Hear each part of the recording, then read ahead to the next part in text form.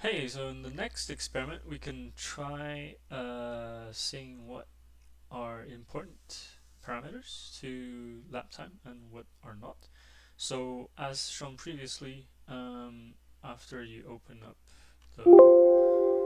um, you open up the project um, containing the vehicle that you're looking to simulate. You go to simulations, to batch run, select the vehicle that you're interested in, select the track you're interested in, and you can pick from a whole bunch of different factors and you can play with them. You can even do a two parameter batch, which means that it's going to generate a 3D lookup table, 3D table rather than a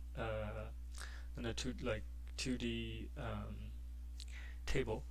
But we're not going to do that. So we're just going to do like say vehicle mass. It will sweep through a whole different bunch of vehicle masses. You can change the number of steps if you want.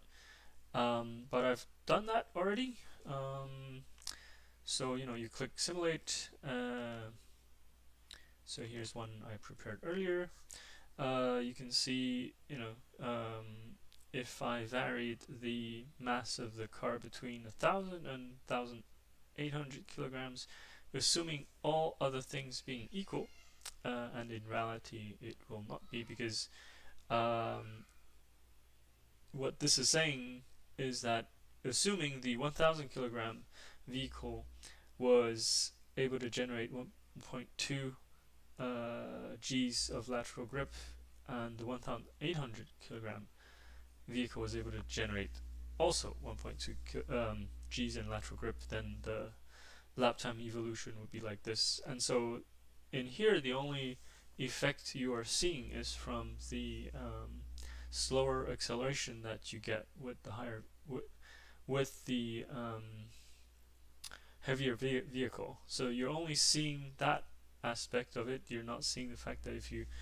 in real life, if the tire sizes were kept the same, the much heavier vehicle um,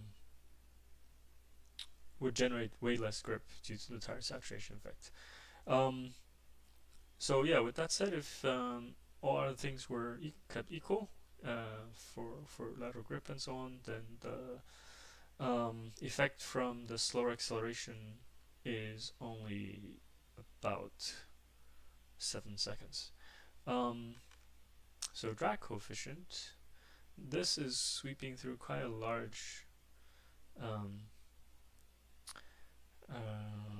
large range between 0.2 and 0.4 CD, and it is only generating about two and a about 2.5 seconds of lap time difference.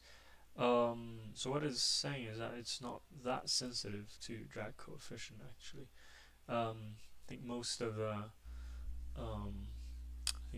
the just overcoming the mass of the vehicle is more important.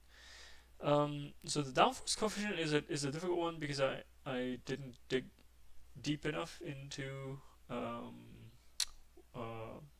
how it's defined, or how we would calculate it. I think this number is also very difficult to find for road cars.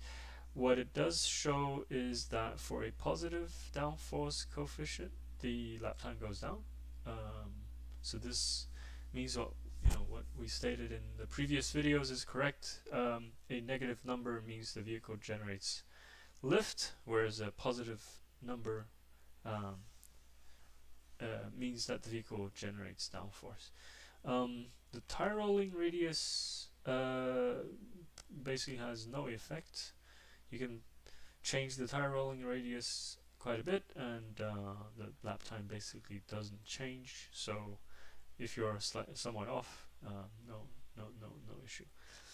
Air density has some effect. I'm guessing this is mainly leading into the amount of drag that the vehicle has. Lateral friction.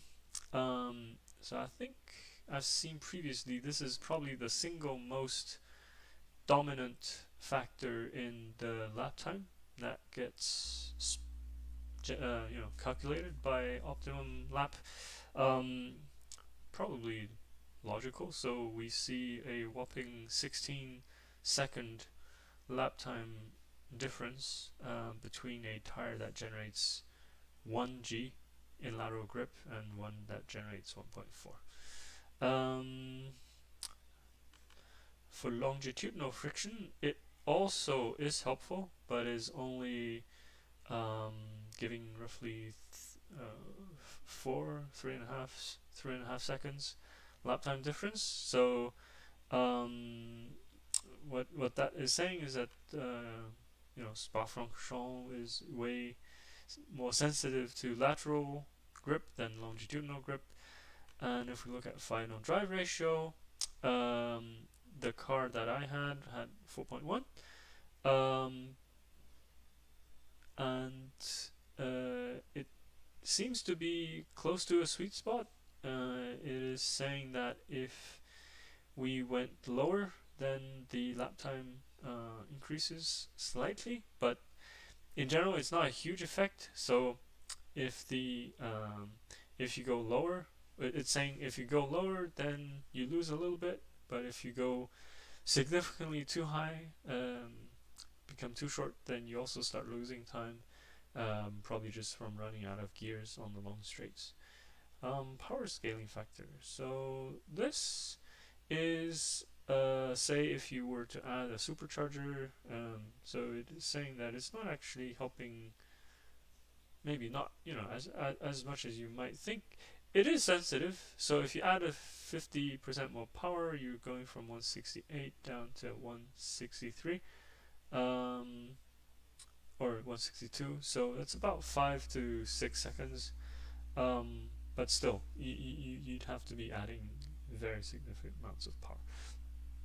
So this helps you both understand the sensitivities of your vehicle, but also what parameters are important to get right when creating a vehicle inside OptimumLap. And so as seen previously, that's lateral friction is absolutely the most dominant. Okay, hope that was helpful. Until next time.